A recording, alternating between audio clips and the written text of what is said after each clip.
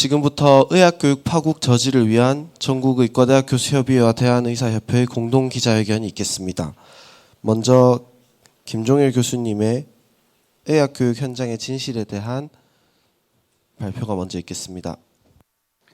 예, 안녕하십니까. 서울의대 교수협회장을 맡고 있고 전의교협 부회장 맡고 있는 김종일입니다. 제가 오늘 말씀드릴 부분은 이제 교육에 대한 내용이 되겠습니다. 사실 오늘 요 발표 자료의 대부분은 김정일 교수님이 만드셨는데요. 사실 이름이 비슷한데 저희 뭐 친인척은 아닙니다. 근데 김정일 교수님 만드셨는데 또 역시 진료 등 일정 때문에 참석을 못하셔서 제가 대신 발표를 하도록 하겠습니다. 다음 넘겨주십시오. 이게 이번에 발표된 지금 현재 증원 규모입니다. 이걸 현 정원에 대한 퍼센트로 나눠봤는데요. 10% 이하인 대학도 2개 있지만 30개 대학이 10% 이상 증원되었고 현 정원에 제일 많은 대학은 325%로 증원된 대학도 있습니다. 그래서 총 3,000명 현 정원에 거의 한 2,000명 가까이 이제 증원이 1,500명 정도 증원이 된 거죠. 한번 다음 클릭해 봐 주시겠습니까? 복지부에서 이런 얘기를 했습니다. 외국을 봐라. 외국을 보면 뭐 93%, 뭐 160% 이렇게 늘린 대학도 있는데 뭐 3,000명 중에 2,000명 그러면 기껏해 60몇 프로니까 뭐 이거 저기에 비하면 별로 큰 규모 아니지 않느냐라고 복지부가 얘기를 했습니다. 하지만 저 자료를 자세히 읽어보시면 저기에 연도가 있습니다. 다음 클릭해 주시겠습니까? 저 다음 클릭. 예, 바로 저 자료를 보시면 선진국에서는 그 해 정원을 기준으로 그러니까 단순히 나눴을 때 매년 2.6에서 8% 최대 8% 정도의 증원을 했다는 것을 알 수 있습니다. 그러니까 1년에 10% 이상 증원한 나라가 없어요. 왜 그랬느냐? 1년에 10% 이상의 증원은 의학 교육을 제대로 할 수 없다는 이유가 있기 때문에 그런 겁니다. 그래서 오늘 제 발표는 10% 이상의 증원이 왜 의학 교육의 치명적인가 하는 내용을 주로 말씀드리도록 하겠습니다. 다음 주십시오. 저희 그 KAMC에서는 한번 이런 조사를 한 적이 있습니다. 기초의학 교육에 제가 이제 기초의학 교수라서 더 잘 알고 있습니다만 기초의학 교육에 대해서 조사한 바가 있는데요. 여기에 내용을 한번 보시면 또 클릭하십시오. 거기 요약을 해보면 현재 기초의학 교수는 그 증원 얘기 전에 나온 보고서입니다. 현재처럼 유지가 돼도 기초의학 교수 숫자는 점점 부족해질 것이고 특히 기초의학 중에서 의사 자격증을 가지고 있는 MD 교수 숫자는 더욱 부족해질 것이다 라고 이미 전망을 하고 있습니다. 비수도권 국립대학이 더 심하고요. 다음 클릭해 주시면 근데 기초의학에서 과연 MD 교수가 필요하냐 여러 가지 설문에 의하면 학생이나 교수 설문에 의하면 임상 연계교육 요즘은 단순하게 그냥 강의실에서 지식만 가르치는 게 아니기 때문에 융합교육, 연계교육이 필요하다 보니까 임상 연계교육이나 임상 기초의 통합적 이해나 또는 의학교육의 이해도를 생각하면 MD 교원이 절대로 필요한데 그 MD 교원은 턱없이 부족하다. 이게 이 보고서에 나온 현실입니다. 다음 클릭해 주십시오. 이 보고서에 있는 걸 그대로 땄는데요. 이 보고서에 따르면 최근 3년간 전국에서 기초의학이 임용된 교수 숫자가 245명이고요. MD 교수가 118명입니다. 클릭해 봐 주십시오. 그러니까 사실 이 118명은 뭐 저희가 이제 기초의학에서도 전공의 자격증이 있는 병리학이나 예방학 같은 경우가 대부분이고요. 이 전공 자격증이 없는 전공의가 없는 그런 경우는 더더욱 더 적을 텐데 하여튼 다 포함해도 3년간 전국에서 다 합쳐서 118명의 기초교원을 임용했습니다. 그러니까 1년에 40명 정도밖에 임용 못한다는 겁니다. 지금 현재 상태에서 1년에 40명쯤 임용하는 겁니다. 아까 그 대학이 뭐라 그랬죠? 1년에 12명이 필요하다고 그랬죠? 지금 전국에 40명 지원하고 있습니다. 근데 어쨌든 이런 그 기초교수를 임용하려면 이 학생들이 현재 어딘가에서 트레이닝을 받고 있어야 되지 않습니까? 당연히 뽑으려면. 한번 클릭해 봐 주십시오. 현재 기초의학에서 수련받고 있는 대학원생의 숫자입니다. MD 대학원생 숫자입니다. 현재 전국을 통틀어 104명입니다. 뭐 물론 몇 년 전 얘기니까 뭐 좀 바뀌었을 수 있겠습니다만 전국 통틀어 104명이고요. 이들을 다 데려와도 이거 부족한 겁니다. 이 친구들은 지금 흩어져 있는 거지 않습니까? 우리가 의과대학 졸업하고 뭐 최소한 박사 받고 군대 갔다 오고 하면 한 6년 이상 걸리는데요. 그 6년간 트레이닝 받고 교수가 될 텐데 뭐 빨라도 지금 트레이닝 받고 있는 사람이 104명 현재처럼 한다면 현재처럼도 3년에 120명, 1년에 40명 충원해야 되는데 어디서 채웁니까? 어디서? 이건 증원전 얘기입니다. 그런데 아까 한 대학이 12명이 필요하다고요? 30개 대학이 12명씩. 그 숫자는 도대체 어디서 나옵니까? 제가 인용하자면 다른 교수님의 말에 의하면 하늘에서 떨어집니까? 라는 게 저희의 주장인 겁니다. 클릭해 주십시오. 어떻게 12명을 충원할 수 있을까? 네, 다음 클릭해 주십시오. 저희 이번 10% 이상 증원된 30개 대학 교수님들 대상으로 과연 현재 증원이 정부에서 추진한 대로 이루어진다면 어떨까요? 라는 걸 조사한 설문조사 결과이고요. 1,065명이 답을 주셨습니다. 일단 강의실이나 건물이 적절할까요? 그렇다, 매우 그렇지 않다, 매우 그렇지 않다. 이 정도 비율입니다. 다음, 학교의 시뮬레이션 잠깐만요. 하나 백해 주십시오. 네. 저희 실습에 꼭 필요한 시뮬레이션 센터나 도서관이나 기자재 등이 준비될 수 있을까요? 역시 그렇지 않다, 매우 그렇지 않다가 저 비율입니다. 다음 클릭해 주십시오. 과연 대학 교수를 적절하게 확보할 수 있을까요? 그렇지 않다, 매우 그렇지 않다. 매우 그렇지 않다가 85%입니다. 다음 클릭해 주십시오. 적절한 임상 실습, 이제 병동도 있고 환자도 있어야 되죠. 적절한 임상 실습 교육을 위한 교육병원을 확보할 수 있을까요? 그렇지 않다, 매우 그렇지 않다. 이 비율이고요. 마지막입니다. 다음 클릭해 주십시오. 그다음에 전체적으로 건물이나 시설이나 교원이나 병원 등을 적절히 확보해서 제대로 된 의학 교육을 할 수 있을까요? 그렇지 않다 18%, 매우 그렇지 않다 76%. 합치면 얼마죠? 95%죠. 95%의 교수님들이 제대로 된 교육이 될 수 없다고 얘기를 하고 계십니다. 이것이 현장의 목소리입니다. 다음 클릭해 주십시오. 사실 이건 제가 쓴 거는 아니고요. 다른 교수님이 쓴 글을 거의 그대로 가져왔습니다. 그냥 제가 워낙 잘 쓰셔서 이걸 거의 그대로 읽겠습니다. 과연 복도에서 과거물에서 수업할 겁니까? 저희가 필요한 소규모 그룹 토의실은 어떻게 할 겁니까? 실습 시험을 치고 감독할 교수는 있습니까? 카드만 확보 가능합니까? 이건 학과 교수님들은 총장님들은 잘 모릅니다. 공무원 정치인들은 더 잘 모르시겠죠. 오직 의대 수업 현장을 지키는 교수들만 알고 있는 내용입니다. 저희가 교육이 불가능하다고 계속 호소해도 속에 경을 끼고요. 의학 교육 자체가 불가능하고 저질 교육이 될 게 눈에 뻔하게 보이고 저질 의사가 양산될 게 보이는데 어떻게 저희가 증원에 찬성할 수 있겠습니까? 저희는 정치인이 아니고 교육자입니다. 저자들이 동의하지는 그 3개 보고서 기반한 정부 주장이 혹시 사실이 하더라도 정말 증언이 필요하다 하더라도 가르칠 준비가 되어 있지 않은데 어떻게 가르치라는 뜻이겠습니까? 가건물이나 천막이나 인터넷으로 대신 수업하거나 그룹 수업을 폐지해버리거나 실기시험을 안 치거나 해부 실습을 실습하지 않고 동영상으로 대체하거나 환자도 모의 환자 쓰지 않고 하거나 병원 실습도 가상 환자로 대신하거나 뭐 병원에 실습생 이런 걸 하기를 원하는 건지 병원에 실습생 앉을 자리가 있는 건지를 묻고 싶고요. 이걸 모르고 내년에 입학할 예비의대생들 안타깝습니다. 그리고 특히 기초의학 교수는 씨가 말랐습니다. 예비 교수 씨가 말랐습니다. 지금 필수료 쪽으로 안 가는 것뿐만 아니라 기초의학을 전공하는 사람들 점점 씨가 마르고 있는데요. 사실 이번에 이 사태로 또 휴학이 되고 유급이 돼서 또 졸업생이 배출 안 된다면 더더군다나 기초의학 예비 교수 요원은 씨가 마를 겁니다. 다음 주십시오. 그래서 아까 말씀드린 것처럼 대학 교수는 직접 물었을 때 1,065명이 답을 했고 95% 정도가 그렇지 않다, 매우 그렇지 않다고 답을 했습니다. 특히 교수 요원 항목에 대해서 가장 매우 그렇지 않다는 비율이 높았습니다. 정부가 맨날 얘기했죠. 생생한 현장 목소리를 경청해야 된다. 자, 이게 생생한 현장 목소리입니다. 늦지 않았고요. 제발 내년에 입학한 학생들이 입학한 다음에 실망하는 그런 모습이 현실되지 않도록 해주시기 바랍니다. 다음 부탁드립니다. 마지막입니다. 지금이라도 무계획적, 즉흥적, 비현실적, 급격한 증원을 철회해 주시고요. 이 사법부는 이 부실 의사 양산되지 않도록 현명한 판단을 해주시기를 부탁드리겠습니다. 이상입니다.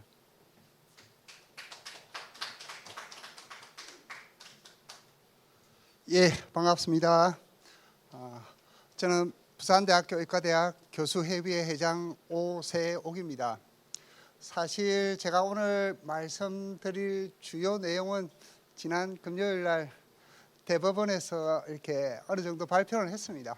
그때는 발표를 할 때 이제 주로 요약문만 발표를 했기 때문에 왜 그렇게 판단하게 되는지에 대한 근거를 사실 설명을 꼭 드리고 싶었지만은 좀 답답한 마음이 많았었는데 오늘 이렇게 설명을 드리게 돼서 정말로 좋은 자리라고 생각을 합니다. 제가 말씀드릴 것은 정원 과정에서의 명백한 위법성과 공공복리 판단에 있어서의 중대한 오류에 대해서 말씀을 드리도록 하겠습니다. 다음 페이지 부탁합니다. 자, 순서는 위법성과 오류에 대해서 말씀드리겠습니다. 다음 슬라이드 부탁합니다. 먼저 정원 과정에서의 명백한 절차적 위법성에 대해서 말씀을 드리도록 하겠습니다. 자, 다음 페이지 부탁합니다. 그래서 정부에서 이야기했듯이 23년 1월 달부터 정부에서 의료 현안 협의체를 운영하면서 여러 가지 의료 현안도 논의하고 사실은 이렇게 의사 인력 수급에 대한 것도 논의한 것은 맞습니다. 그렇지만 제가 2013년 1월부터 현재까지 쭉 리뷰를 하면서 이해하게 된 것은 정말로 정부가 너무나 일방적으로 강압적으로 진행을 했고 관련된 위원회들은 정말로 거수기 같은 역할밖에 하지 않았다는 것을 새삼스럽게 또 알 수가 있었습니다. 예를 들어서 2023년 3월 무렵에 그때 의협하고 논의를 하면서 그래 의료 인력에 대해서 논의를 하자라고 이야기를 했는데 정부에서는 이미 협의됐다라는 식으로 일방적으로 이렇게 보도자료를 발표를 합니다. 그래서 협의한 바가 없는데 논의를 하자 했는데 일방적으로 발표를 하는 거죠. 그 다음에 보건의료정책심의위원회가 시작되고 그 산하에 의사인력전문위원회가 시작이 됩니다. 그래서 9차례가 있었죠. 그 9차례에서 의사인력에 대해서 아주 저희들 지방에 있는 교수들은 아마 저 위원회에서 열심히 토론을 하겠지 이렇게 생각했지만은 저 위원회에서 구체적으로 숫자를 논의한 것은 불과 5차에서 그냥 각 개별 위원별로 몇 명이 좋겠습니까? 그렇게 물어본 것밖에 없습니다. 뭐 이렇게 1000명도 좋고 300명 그냥 숫자를 대기하는 그런 식의 회의밖에 없었습니다. 그렇게 하면서 갑자기 올해 초에 2월 달에 2000명 정원을 발표를 하였고 또 더 골치 아픈 것은 3월 15일 날 배정위원회를 구성해서 일주일도 채 되지 않은 채 배정을 끝내버립니다. 정말로 저 배정위원회가 어떻게 구성되었고 어떤 자료로 어떤 위원이 관여했는지 정말로 궁금할 따름입니다. 정부는 제가 레이저 포인트가 안 돼서 그런데 2023년 11월 달에 의학 교육을 점검했다고 했어요. 하지만 우리 조금 전에 김종일 교수님이 말씀하셨듯이 정말로 비대면 아니면 서류조사로 끝냈고 실제 실사를 한 것은 14개 대학밖에 없습니다. 나머지 대학은 실사조차 하지 않았습니다. 그 14개의 대학도 사실 비전문가에 의해서 30분 또는 3시간 사이에 아주 허술한 그런 실사를 해놨고 정부는 현장 조사를 충분히 했다는 것처럼 이야기를 하죠. 그래서 이런 정원 결정, 배정 과정 그 이후에 학교에서의 어떤 결정 과정에서 상당한 위법성이 있었다는 것을 저희들은 발견할 수 있었습니다. 다음 슬라이드 부탁합니다. 첫 번째, 우리나라의 보건의료기본법 제15조에 의하면 정부는 5년마다 보건의료 발전 계획을 수립해가지고 발표를 해야 된다라고 나와 있습니다. 하지만 정부는 이런 보건의료 발전 계획을 수립해야 될 어떤 보정심, 보건의료정책심의위원회를 2023년까지 3차례밖에 개최하지도 않았고 보건의료 발전 계획을 수립하지도 않았습니다. 이 보건의료 정책 계획에 보건의료 자원의 조달, 관리 방안, 지역별 병상 총량에 대한 관리를 해야 됨에도 불구하고 정부는 하지 않았습니다. 저런 정책이 5년마다 논의회에서 발표되고 하면 이런 혼란스러운 사태는 없었을 것입니다. 그래서 이런 과정을 거치지 않았던 것은 명백한 위법 행위입니다. 다음 슬라이드 부탁합니다. 그리고 의사인력전문위원회 아까 말씀드렸듯이 9차례 있었고 그중에 5차에서 그때부터 숫자의 논의가 있었습니다. 그래서 총 9명 위원전 중에서 6명이 대략 1000명 정도의 주장을 이야기를 했었습니다. 그 누구도 2000명에 대해서 이야기를 한 바가 없습니다. 그래서 가장 중요한 의사인력전문위원회에서 그 누구도 2000명에 대해서 이야기하지 않았는데 어느 날 갑자기 정부는 2000명을 들고 나왔죠. 그래서 법적위원회인 의사인력전문위원회에서 논의지도 하지 않은 것을 정부에서 일방적으로 결정했다는 이야기입니다. 그 다음 슬라이드 부탁합니다. 그리고 2월 6일 날 결정 이후에 3월 15일 날 배정위원회를 개최를 했죠.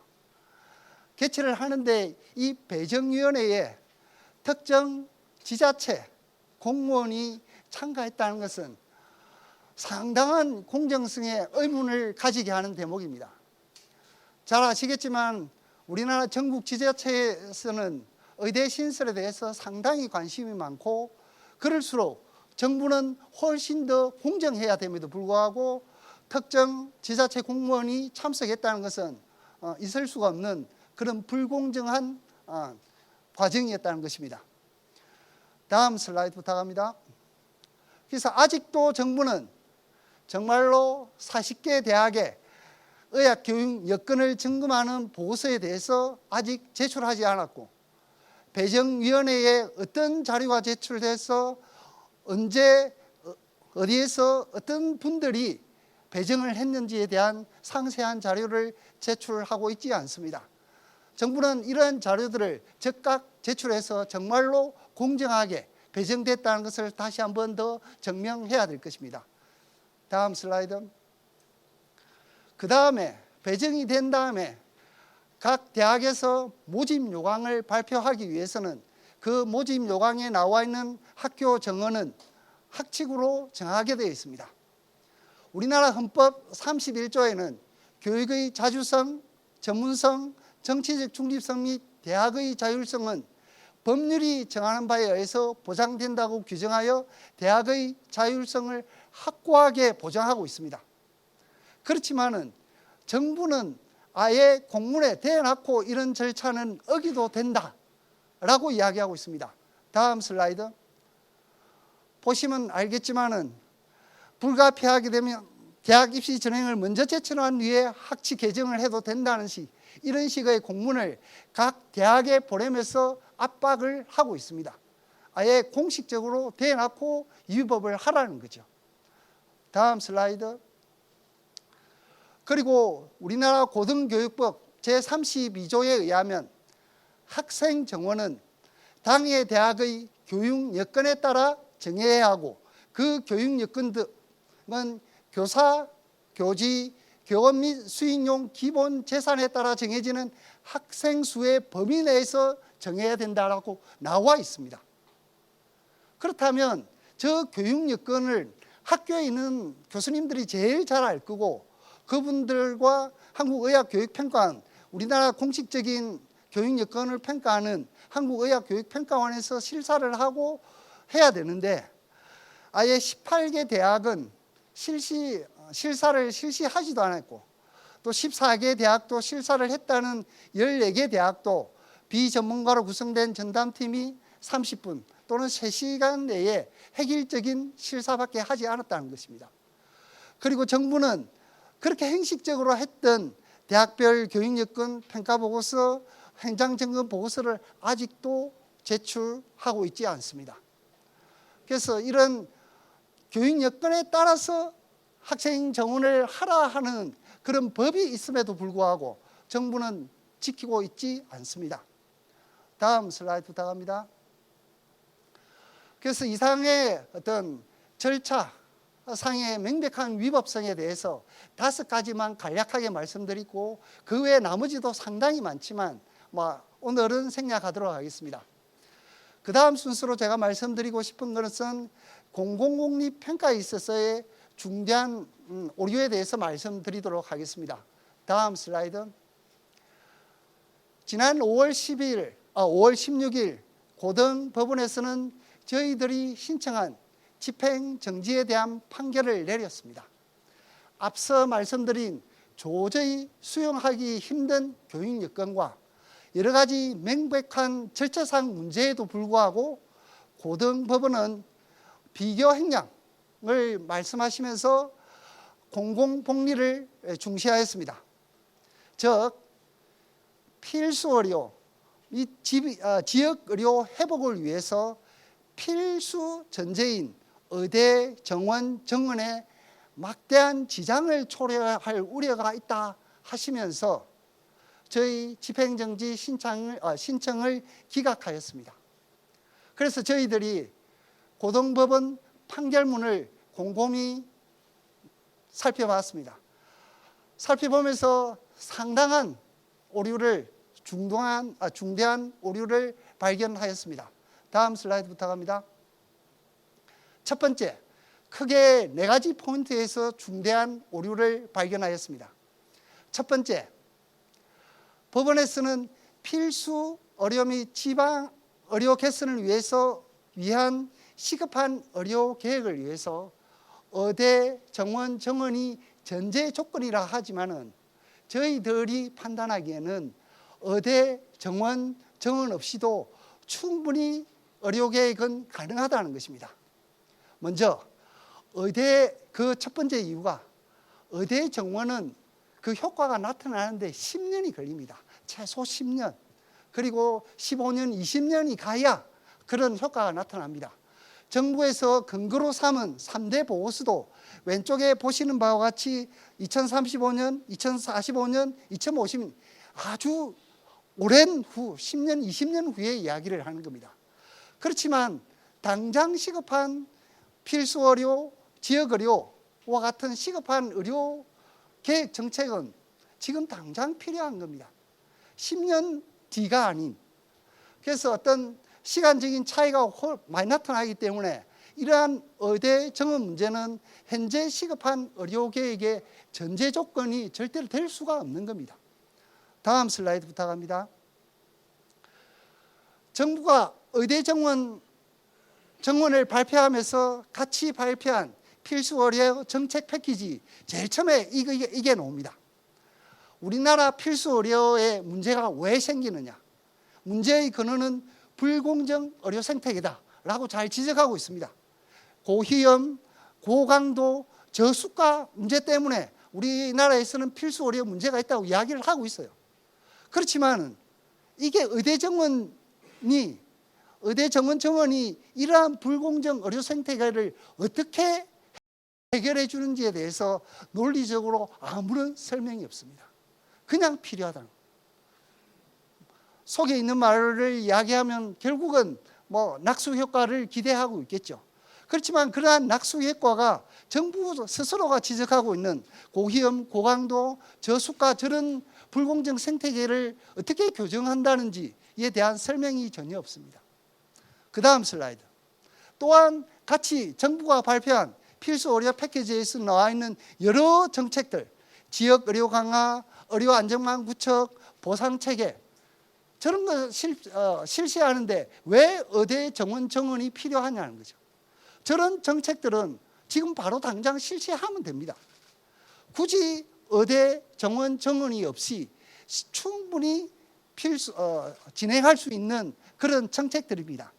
즉 의대 정원이 전제가 되지 않더라도 시급한 의료 계획은 충분히 시행할 수 있다는 이야기입니다. 다음 슬라이드. 그래서 지금까지는 필수 의료, 지역 의료에 의대 정원 정원이 전제 조건이 될 수가 없다는 이야기를 해드리고, 두 번째는 우리나라의 필수 의료, 지역 의료의 문제가 불공정한 의료 생태계의 문제지 총 의사수의 문제가 결코 아니다는 것입니다. 이 슬라이드에서 나오듯이 왼쪽 그림에 보시면 우리나라 도시에, 우리나라 대기업의 분포는 대부분 다 수도권에 있습니다. 제가 슬라이드는 안 가져왔지만 우리나라 벤처기업의 70~80%는 다 수도권에 있습니다. 우리나라 중요한 대학들은 다 수도권에 있어요. 지난 21년 인구 이동을 보시면 다 수도권 이동이에요. 이런 수도권 집중화, 수도권 과밀화의 문제가 우리나라 총 인구수의 문제입니까? 결코 아니지 않습니까?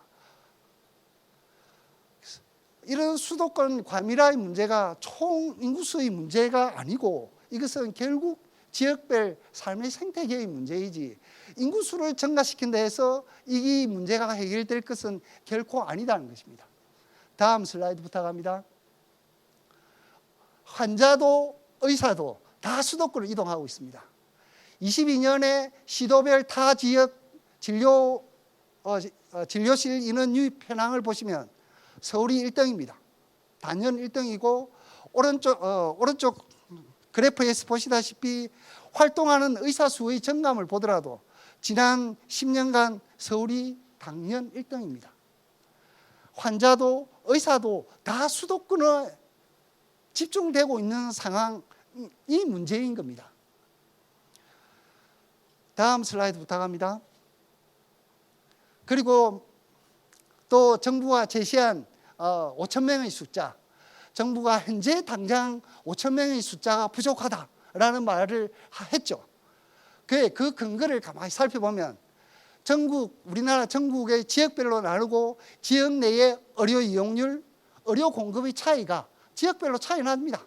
그 차이 나서 우리가 평균 수에 그 모자라는 지역을 채우기 위해서는 5,000명이 필요하답니다. 그러면 우리 전 세계에서 수도하고 지방의 의사수 차이 없는 나라가 어디 있습니까? 그리고 우리나라 의사수가 100만 명이 되면 차이가 없습니까? 그런 수도하고 지방의 차이는 나타날 수밖에 없는 상황이지 않습니까? 그리고 우리나라 평균 적정 의사수가 스탠다드 숫자이라고 증명하는 근거도 없습니다. 결국은 수도권하고 지역의 차이를 이야기하는 것뿐입니다. 그런 수도권 과밀화를 이야기하는데 정부는 이걸 가지고 의사 수가 부족하다는 식으로 포장을 하고 있다는 겁니다. 다음 슬라이드 부탁합니다. 정말로 정부가 지역 의료, 지방 의료에 관심이 있다면 이 문제부터, 그러니까 수도권 6,600병상 문제부터 해결해 줘야 됩니다. 좀 전에 말씀했듯이 전국의 환자와 의사가 수도권에 모이들려고 하는데 수도권 600병상이 더 증가하면 지방에 있는 대학병원이 살아남을 수 있겠습니까? 지방에서 만드는 의사들이 다 수도권으로 모여들 수밖에 없는 구조이지 않습니까? 그래서 이런 문제는 거의 방치하듯이 하면서 의대 정원만 되면은 모든 것이 다 해결된다는 것처럼 이야기하는 것은 정말로 오류가 심각한 겁니다. 다음 슬라이드 부탁합니다. 그러면 의대 정원이 증가해가지고 총 의사 수가 증가하면 필수 의료, 지방 의료가 해결되느냐? 선진국의 예를 봅시다. OECD 국가, 정부가 발표했듯이 우리나라보다 OECD 국가에서 의사 수 많아요. 그렇지만 그쪽에서는 도시 농촌 간 의사 수의 문제 차이가 없습니까? 우리보다 더 심합니다. 다음에 치료 가능 사망률, 이 필수 의료지 않습니까? 우리보다 더 심해요. 우리보다 의사 수 더 많으면서 81명입니다. 82명. 저희 나라는 43명입니다. 그래서 의사 수 많다 해가지고 많다 해가지고 지역 의료, 필수 의료가 해결된다는 그건 착각입니다. 오히려 더 심하고 낙수효과 이런 것이 없다는 것은 선진국의 예에서 이미 알 수 있다는 겁니다. 다음 슬라이드 부탁합니다. 그리고 또 심각한 우리 문제 중에 하나는 사명감으로 필수과를 선택한 전공의들이 이탈률이 급격하게 증가하고 있다는 것입니다.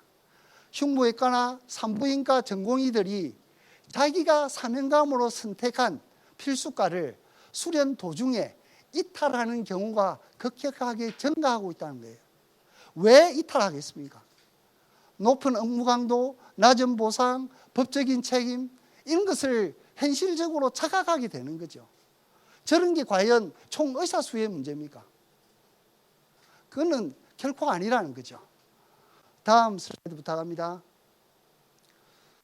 그래서 지역 의료, 필수 의료의 문제가 총 의사 수의 문제가 아니고 의료 생태계, 불공정한 의료 생태계의 문제라는 것을 제가 두 번째로 지적했고, 세 번째로 제가 지적하고 싶은 것은 우리 판사님이나 또는 일반인들이 왜 의료계는 지난 정부부터 계속 정원시키려고 하는 것을 다 거부하느냐라는 불만을 많이 토로를 하시는 걸 제가 들었습니다. 그렇지만은 좁게 보지 말고 우리나라 전체로 보면 예전 해방 이후부터 계속 보면 우리나라 의대 정원, 그러니까 의대 신설은 무더기로 수차례 이루어져 왔습니다. 지난 박정희 정부, 전두환 정부, 노태우 정부, 김영삼 정부를 통해서 많이 정설되어 왔습니다. 이렇게 무더기로 많이 증가되어 있는데 이제는 보다 신중하고 절차에 맞게 신설을 하고 또는 정원해야 된다는 겁니다. 대표적으로 잘못 신설된 예가 서남의대 폐교 사례입니다. 다음 슬라이드 부탁합니다. 2017년경에 서남의대는 결국 의학교육평가 불인정을 받았고 2018년에 폐교가 되었습니다. 이 과정 중에 학생들, 대학 얼마나 많은 혼돈이 있었습니까? 이런 과정을 우리가 계속 밟을 수는 없지 않습니까? 의대 정원 10% 정원은 사실상 신설하는 마찬가지입니다. 그만큼 신중하고 여러 가지를 고려해 정원을 해야 된다는 겁니다. 다음 슬라이드 부탁합니다. 좀 전에 말씀드렸듯이 10% 이상의 정원은 상당히 중요한 변화라고 한국의학교육평가원에서 이미 지정했고 이야기를 했고, 이거는 우리나라뿐만 아니라 미국도 마찬가지입니다. 10% 이상은 아주 중대한 변화라고 해서 철저한 평가를 받아야 된다고 이야기를 하고 있습니다. 한국의학교육평가원에서 제시하는 기본 항목 92개 중에 무려 50개 이상이 10% 이상 정원하게 되면 영향을 받게 되고, 그래서 대부분의 의과대학이 현재의 기준으로 적용하면 평가 인정에 탈락할 수밖에 없습니다. 그래서 이런 상황은 굳이 이런 잣대를 들이지 않더라도 힘들다는 상황은 앞서 우리 김종일 교수님이 잘 말씀해 주셨습니다. 다음 슬라이드 부탁합니다.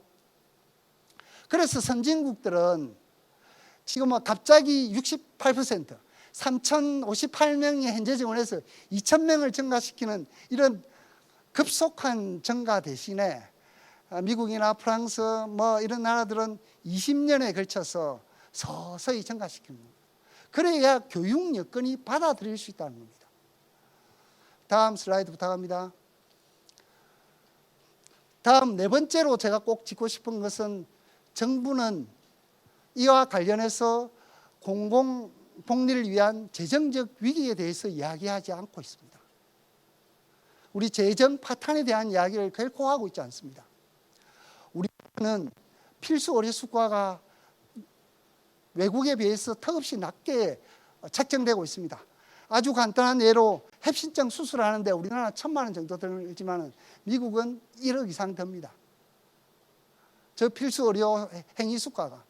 그럼에도 불구하고 우리 KDI에서 발표한 재정 상황을 살펴보면 2030년에 31조의 적자를 예상하고 있습니다. 저런 문제는 우리 의사 수 추계하는데 전혀 반영 안 됐어요. 10,000명을 하는데 3대 보고서에 반영 자체가 안 됐습니다. 그래서 대부분 그 10,000명의 숫자가 허울하고 주장하는 게 저런 장기 재정 전망에 대해서 고려를 하지 않은 게 중요한 이유 중에 하나입니다. 다음 슬라이드 부탁합니다. 그러면 이런 상황에서 우리가 2,000명을 정원시킨다. 그런 건강보험 재정이 과연 견딜 수 있을까요? 한 연구에 따르면 2,000명 정원시키면 2035년에 14조 원 이상의 비용이 더 증가한다. 아까 단순하게 학교 짓는 거, 짓고 교원 늘리는데도 뭐 몇 조가 들고 하는 판에 그거 의사들이 나와가지고 의사는 수요를 또 창출하거든요. 그래서 당연하게 2035년 되면 저 정도의 금액이 더 늘어날 겁니다. 그래서 이런 재정에 대한 이야기를 결코 하고 있지 않습니다. 다음 슬라이드 부탁합니다.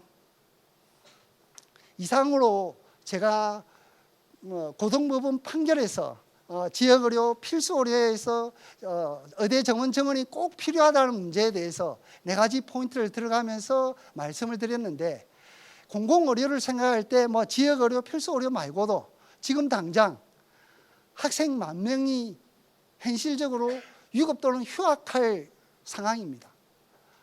전공의 10,000명이 돌아오지 않을 상황입니다. 그리고 아시는 바와 같이 빅5를 비롯해서 전국의 병원들이 대략 하루에 10억 이상씩 적자를 보고 있고 도산이 곧 도래할 수 있다는 겁니다. 지금 당장의 이런 공공복리를 한번 좀 우리 판사님들이 고려를 해주시기 바라고, 그 다음 슬라이드 부탁합니다. 지금 당장 이게 의료계의 문제뿐만 아니라 입시계 전체에도 영향을 미치고 있지 않습니까? 의대 블랙아웃 현상이 현실화되고 있습니다.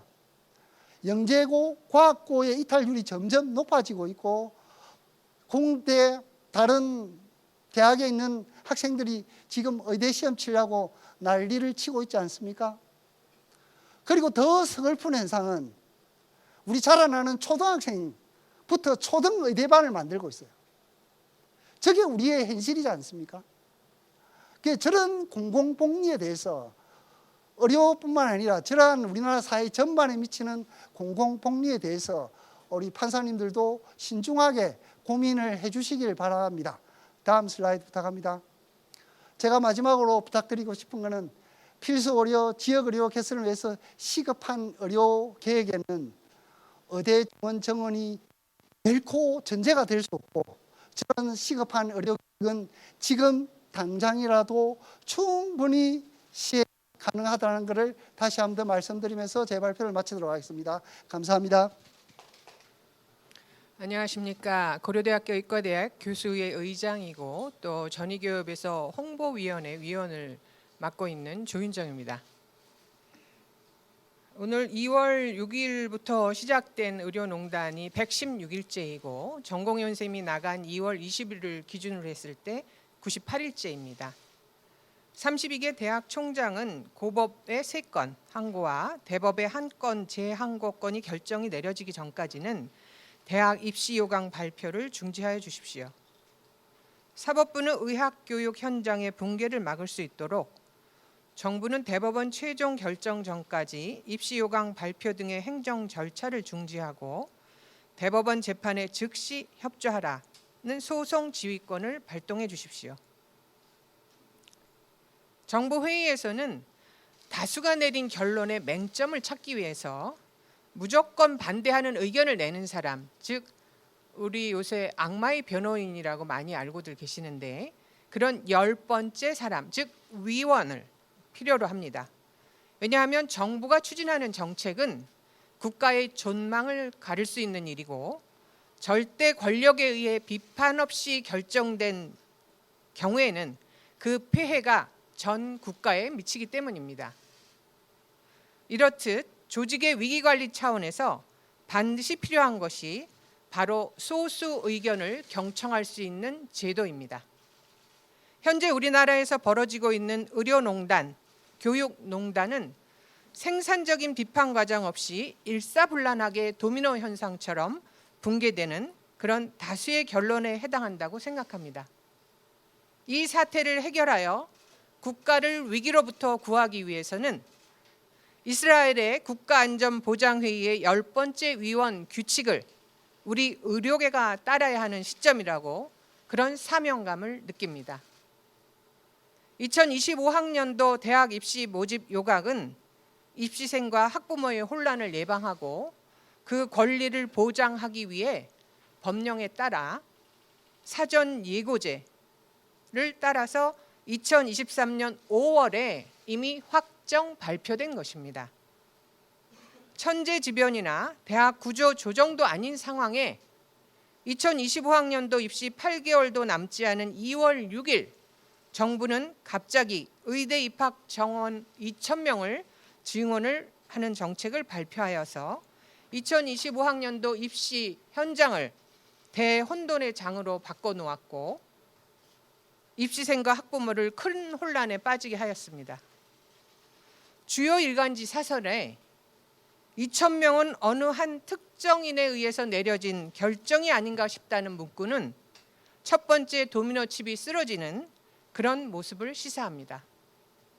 첫 번째 도미노 이후 복지부 장관 차관은 전 국민 앞에서 국민 건강과 생명을 책임져 온 핵심 소수 집단인 전공의를 향해 온갖 막말과 협박 도미노칩을 날렸고 이제는 교육부 장관, 32개 대학교 총장, 대기업 이런 도미노칩이 일사불란하게 쓰러졌습니다.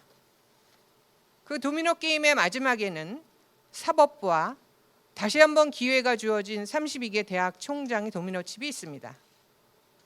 지역 인구는 소멸되어 가고 초등학교 폐교 소식이 줄을 잇는 상황에 수도권 과밀 현상을 해결하겠다고 인구를 연간 2,000명씩 늘리자 이런 정책을 세운다면 누구나 이렇게 생각할 것입니다. 무슨 궤변이야? 그러면 수도권에 사람들이 몰려드는 것이 인구가 적어서 그런 건 진정 아닌 것처럼 현재 무너진 필수 의료, 지역 의료의 원인이 의사수가 모자라 발생된 일은 아닙니다. 필수 의료 및 지역 의료 회생, 즉 공공의 복리를 위해서는 의사를 양성하는 기관, 의과대학 교육 현장이 붕괴되는 것을 반드시 막아야 됩니다.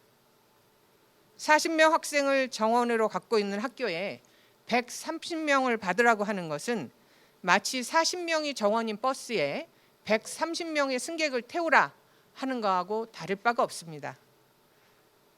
이런 상황에 승객의 생명은 아무도 담보하지 못하고 그 버스는 바로 망가지고 말 것입니다. 의학교육 현장도 매한가지입니다. 의학교육 현장의 붕괴는 그 여파가 14년 동안 지속됩니다. 이렇듯 연간 2,000명 의대 정원 증원은 공공복리의 근간인 의학교육 현장을 붕괴시키는 일입니다. 그렇기에 전 세계 주요 선진국인 영국, 프랑스, 미국 등에서도 20년이나 21년에 걸쳐서 5,700명 내지 1만 명을 늘리고 있습니다. 즉 연간 정원의 10% 이하의 2.8% 내지 2.6% 내지 8%의 증원만 하는 것입니다. 32개 대학 총장께서는 이미 2023년 5월에 확정 발표했던 2025학년도 대학 입시 요강을 수정하여 발표하는 것을 지금 당장 중지하여 주십시오.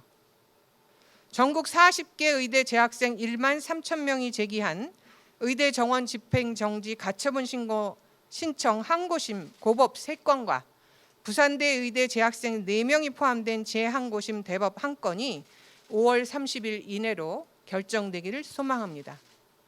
신숙희 대법관께서는 지난달 국회 인사청문회에서 이 사안과 관련하여 정치 사회 영역에서 타협해서 해결되어야 될 내용이 법원의 영역에 오지 않기를 바라는 마음입니다. 라고 답변하셨습니다.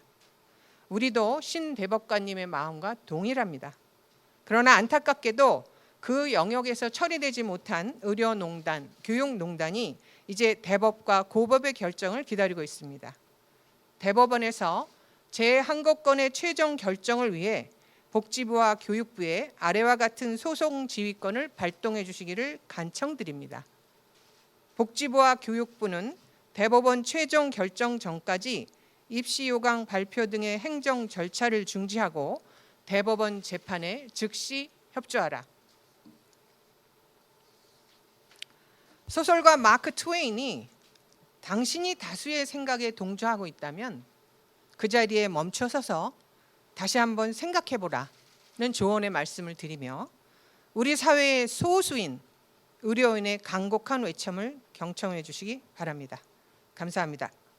2024년 5월 27일 전의교협.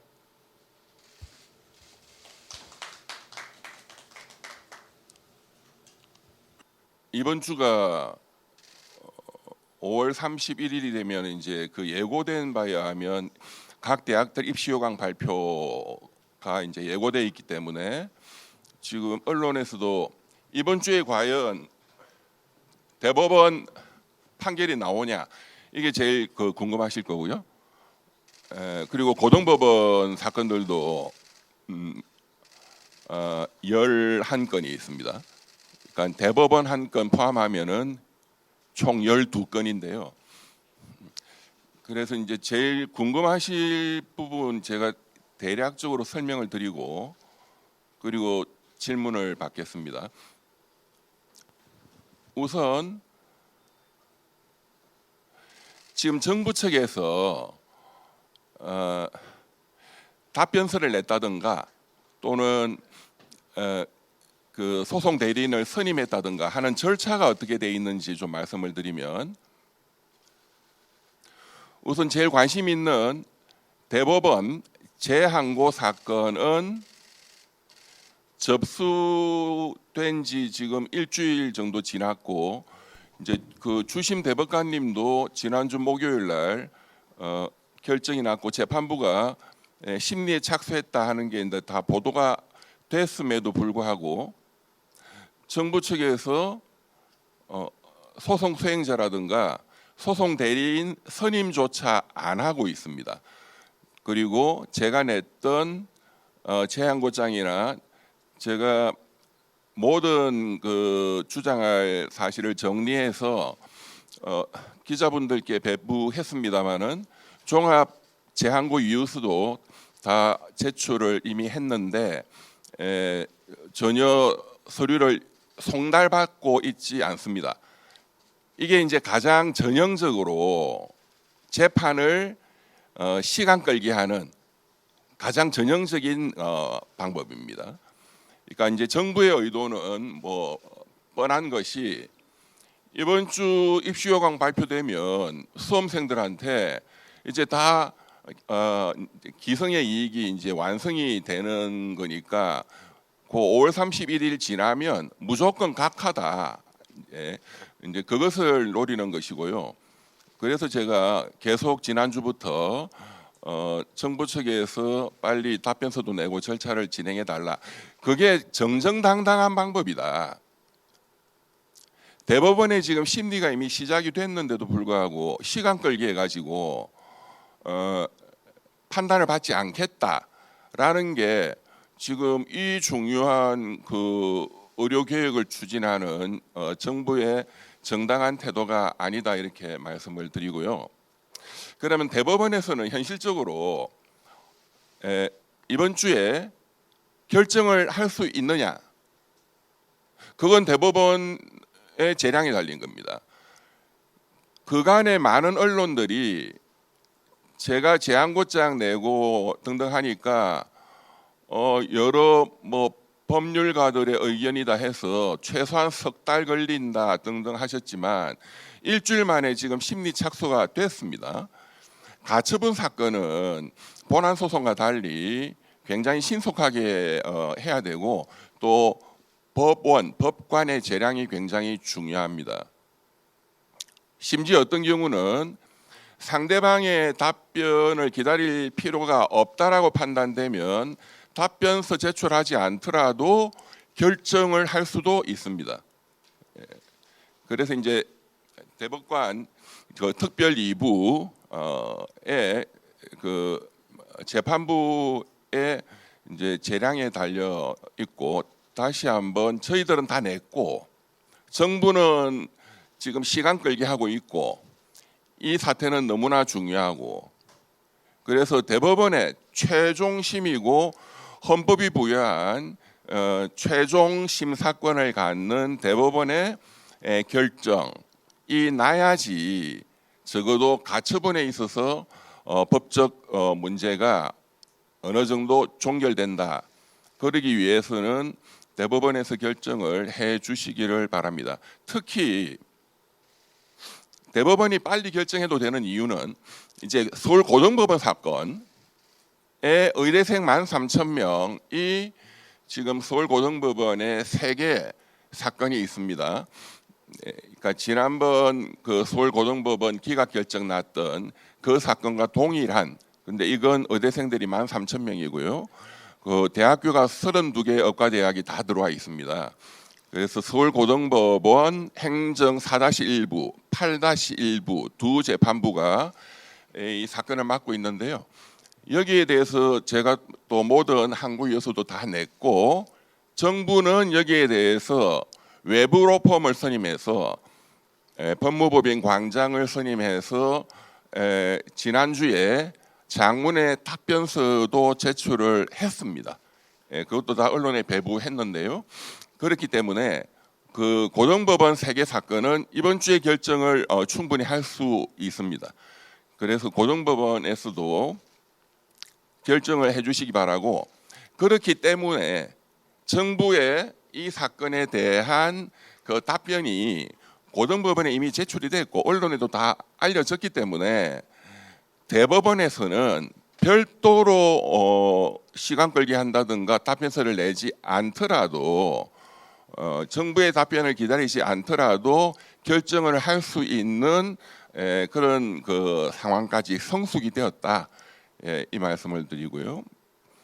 특히 언론에서 제일 그 관심이 많은 충북대 그 고등법원 3개 사건 중에 충북대도 당연히 포함이 되어 있습니다. 이 충북대가 가장 정원의 심각성이 크고 전 국민들이 알고 계시기 때문에 이 충북대에 대한 결정이 나야지 또 여러 언론이나 국민들의 궁금증이 또 해소가 될 것입니다. 따라서 서울고법 및 대법원은 그런 점도 참조하셔서 빠른 결정을 해주시기를 바라고요. 나머지 8건은 뭐냐? 그건 서울고등법원 민사 가처분인데요. 이건 각 대학교 의대생이 충북대 의대생이 충북대 총장을 상대로 제기한 것이고요. 이것도 뭐 기본적인 쟁점은 유사합니다. 현재 이제 진행된 건 그런 단계고, 제가 경험적으로 제 개인적인 경험으로 대법원 가처분 사건에서 사흘 만에 결정을 받은 경우도 있습니다. 그러니까 실질적으로 상대방의 답변서를 받지 않아도 되는 사건이 성숙했다 이런 경우는 충분히 가능한 사례도 있었다. 이런 말씀을 드립니다. 질문 받겠습니다. 질문하실 기자분께서 소속과 성함 밝혀주시고 질문해 주시면 되겠습니다. 우선 이 사건은 이제 가처분이죠. 집행정지. 지금 다들 그 잊어버리셨겠지만 서울행정법원에 맨 최초에 제기됐던 본안 소송이 앞으로 이제 진행이 돼야 됩니다. 본안 소송은 현재 전혀 진행되고 있지 않은데요. 그러면 앞으로 계획은 어떠냐? 이건 제 개인적인 생각입니다. 뭐 의사협회나 우리 전해교육과 상의는 안 해봤고요. 우선 대법원 그 지금 그 예상되는 결정의 그 경우의 수가 지금 소송의 대상이 5년입니다. 5년치 정부가 발표한 그러니까 2025학년도는 좀 줄여서 1,500명 정도죠. 근데 2026, 7, 8, 9는 2000입니다. 이제 이게 정부의 행정처분으로 발표가 됐고 이 전체에 대해서 지금 소송을 제기를 한 것입니다. 그래서 뭐 이제 대법원이 할 수 있는 그 방식이 뭐 지난번 고등법원처럼 기각하는 것도 있을 것이고요. 뭐 인용도 있을 수 있고 인용도 5년치 전체에 대해서 정지하라라는 전부 인용도 있을 수 있고 또 부분만 인용하는 것도 있을 수 있겠습니다. 부분 인용은 지금 2025학년도는 좀 줄였고 지금 많이 좀 이제 수험생들이나 그런 예고된 것도 있으니 25학년도는 그냥 집행하고 26학년도부터는 또 2,000명이고 이건 아직 급하지는 않기 때문에 이것은 정지하라 이런 부분 인용도 이론적으로 가능할 것 같고요. 대법관님들이 아마 그런 다양한 걸 고민하고 계실 것으로 생각합니다. 이제 대법원에서 결정이 나면 모든 소송이 종결되느냐? 제 개인적인 생각은 본안 소송을 일단 해야 된다고 생각합니다. 왜냐? 본안 소송이 보통 이제 큰 사건은 3년 이상 이렇게 걸리는 경우도 있지만 이 사건은 사실상 전 언론이 집중적으로 관심을 가졌고 또 저도 그렇고 정부 측도 그렇고 지난 3개월 동안 본안 소송에서 할 수 있는 모든 걸 다 했습니다. 사실상 본안에서 새로 할 게 사실상 거의 없습니다. 따라서 본안 소송이 진행되더라도 시간이 그리 오래 걸리지 않을 것으로 보고 또 뭐 좀 더 이제 본안 소송은 깊이 있게 다뤄야 되니까 어느 정도 시간은 걸리겠지만 제가 예상컨대 올해가 넘어가기 전에 1심 본안 판결이 가능할 것으로 봅니다. 따라서 이번 2025학년도는 만약에 계속 진행을 하라. 그런데 그 이후 것 또 중요한 것이죠. 이번 서울고등법원 기각결정문에도 대학의 자율성을 존중해서 이번에는 좀 줄인 것처럼 26학년도부터도 대학과 협의해서 대학의 의견을 반영해서 조정을 해야 된다라는 내용이 이제 결정문에 적시가 되어 있습니다. 이제 그런 차원에서 또 제 생각은 본안 소송을 빨리 진행해서 본안 판결로 2026학년도 이후 지금 그 발표된 2,000명이 과연 실체적으로 절차적으로 적법하냐라는 판결을 이제 받아야 된다. 그래야 이 국민적인 궁금증이 이제 종결될 수 있을 것이다. 그래서 빨리 진행할 수 있기 때문에 제 생각은 개인적으로 그렇습니다. 정부의 목표는 의대 정원 증원입니까? 의료 개혁입니까? 의료 살리기입니까? 의사 수만 많이 늘리기입니까?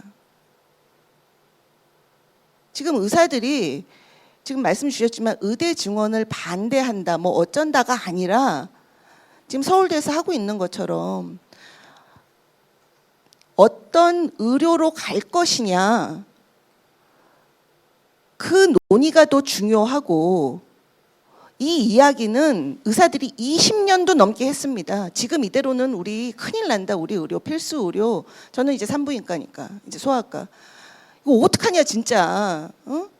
이거 지금 다 망한다. 제가 20년 전에 복지부 당시 출산 지원과였던 것도 하는데 이 의사들이 지금 분만 다 포기하고 있다. 20년 전입니다. 결국은 아까 왜 우리한테 이것을 미리 안 주셨냐 하는데 의료 개혁, 한국 의료 정상화는 의사들이 가장 바라고 있습니다. 그렇기 때문에 지금 이 증원 절차를 멈추고 원점에서 같이 논의하자는 말씀을 드립니다. 지금 이렇게 교수님들 이렇게 모두 다 하고 있는 이유는 우리가 그런 준비가 다 되어 있다. 지금이라도 바로 그 논의를 시작할 수 있다. 그러니까 지금 진행하고 있는 증원 절차를 멈추고 제대로 논의를 시작하자는 얘기입니다.